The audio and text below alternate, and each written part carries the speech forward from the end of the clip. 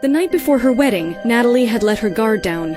After celebrating her bachelorette party, she had one too many drinks. Natalie had always intended to remain till her wedding night, but in a haze of emotions and desire, she spent the wildest night with her fiancé, Nick. For a fleeting moment, she had abandoned her resolve, surrendering to passion. The next morning, a loud, frantic knock jolted her awake. Disoriented, she struggled to piece together the fragments of the night before. The banging grew louder, and her heart sank when she recognized Nick's voice calling out to her. His tone was accusatory, his words sharp and biting as he demanded answers. Natalie's confusion deepened. How could Nick, the man she had shared such an intimate moment with, now be standing there angry and betrayed? Had she done something wrong? Was it even her room she had returned to? Or was it someone else's? Before she could process his reaction, the next problem stood before Natalie, her father. He condemned her, speaking of disgrace and shame, leaving her drowning in guilt. What was meant to be the happiest day of her life had unraveled into a storm of humiliation and heartbreak. "Pack your things. You're no longer welcome here," her father said. Natalie's world crumbled. The people she loved most, her father, Nick, were abandoning her. She turned to Cheryl, her stepsister, desperate for understanding. But Cheryl's expression was smug, and her words cut deeper than any betrayal. "I believe you, Natalie," she said sweetly, "because I set you up." Natalie froze, her mind struggling to process Cheryl's confession. "What are you talking about?" she whispered. Cheryl's smirk widened. "It was easy. While we were celebrating, I slipped sleeping pills into your drink. Then I took you to someone else's room and told you Nick was waiting for you. You didn't even notice." "Why would you do this?" Natalie asked, her voice trembling. Cheryl leaned in closer. "Because I love Nick, and I couldn't stand the thought of you being happy with him." Natalie's father, instead of defending her, sided with Cheryl. He said to Natalie, "You're no longer my daughter." Hours later, Natalie found herself at the airport, her father's final words echoing in her mind.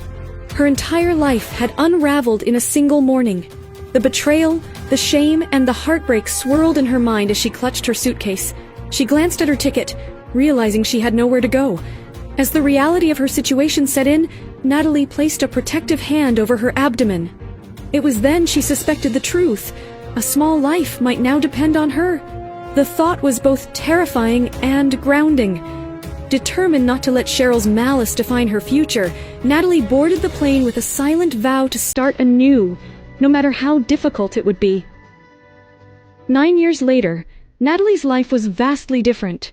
She had built a quiet existence in a foreign country, raising her son Liam on her own. Despite the hardships, she found joy in his laughter and strength in his resilience.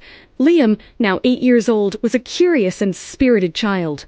His bright smile often reminded Natalie of the man she had never seen again, the stranger from that fateful night. She'd kept the truth about his father from him, unsure how to explain the circumstances. But everything changed when her phone buzzed with an unexpected call. Her father's voice on the other end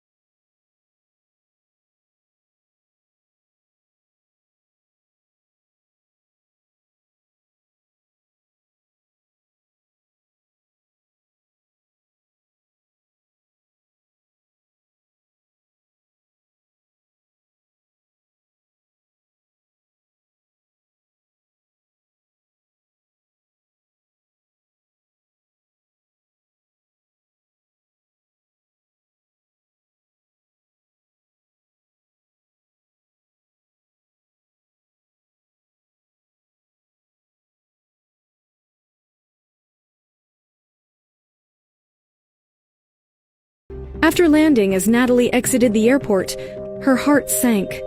She recognized the two figures standing near a sleek car, waiting for her. Cheryl, her half-sister, was impeccably dressed, flashing an insincere smile, while Nick, her former fiancé, stood stiffly beside her. "Natalie, finally, we've been waiting for you!" Cheryl called out, her voice dripping with faux enthusiasm.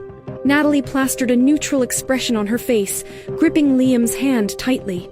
"Hi," she said curtly, avoiding direct eye contact. Before she could say anything else, a commotion erupted. A wallet slipped from Nick's pocket as she passed by. Liam noticed it immediately and dashed forward to pick it up.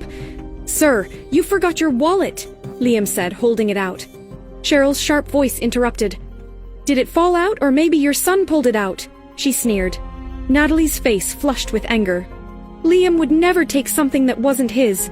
He's just giving it back. Cheryl smirked. "Oh, so this is your son?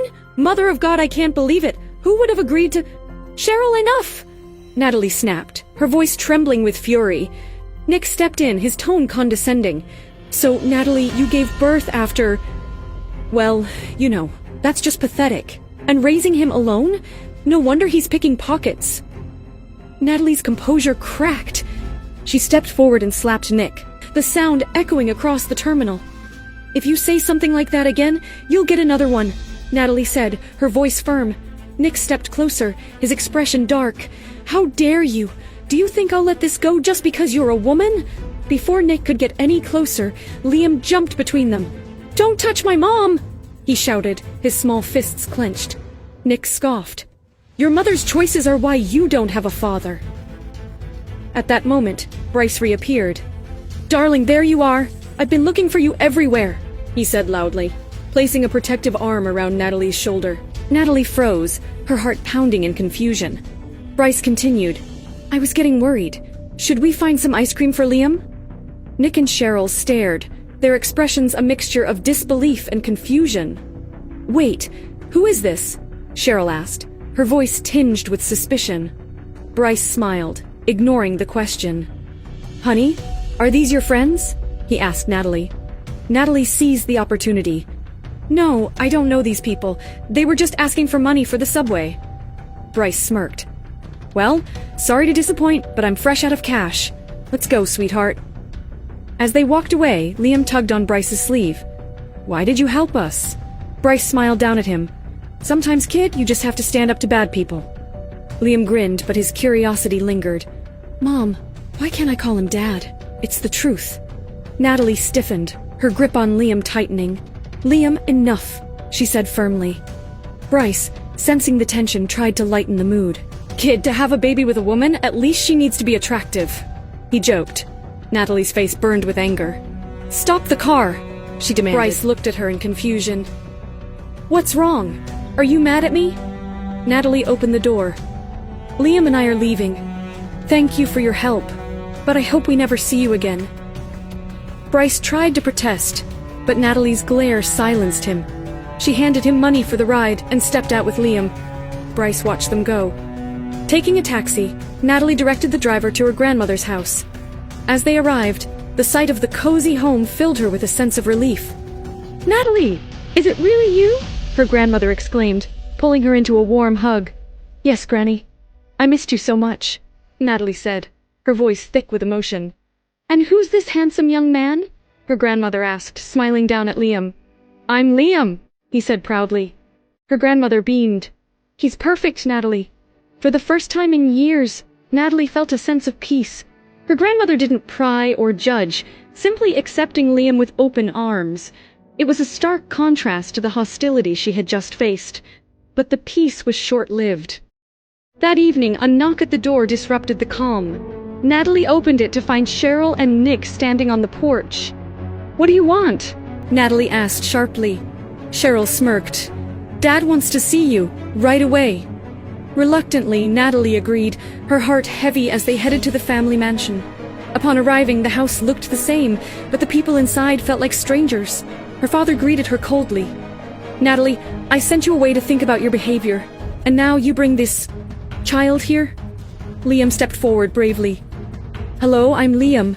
Her father's face darkened. I will never accept him as part of this family, he said sternly. Natalie's resolve hardened. I didn't come here for your approval. I came for the engagement party and will leave as soon as it's over. Her father scoffed. Fine, but he will not attend. I forbid you to embarrass this family. Natalie's eyes blazed with fury. Goodbye then. As she turned to leave, her father's voice stopped her. Natalie, wait. What will Natalie do now? Will she stand her ground against her father's cold rejection, or will she find a way to reclaim her dignity? Will Bryce's unexpected interventions play a larger role in her life, or will their paths diverge forever? To listen to the full audio series, install the Pocket FM app now. Pocket FM. Download the app now.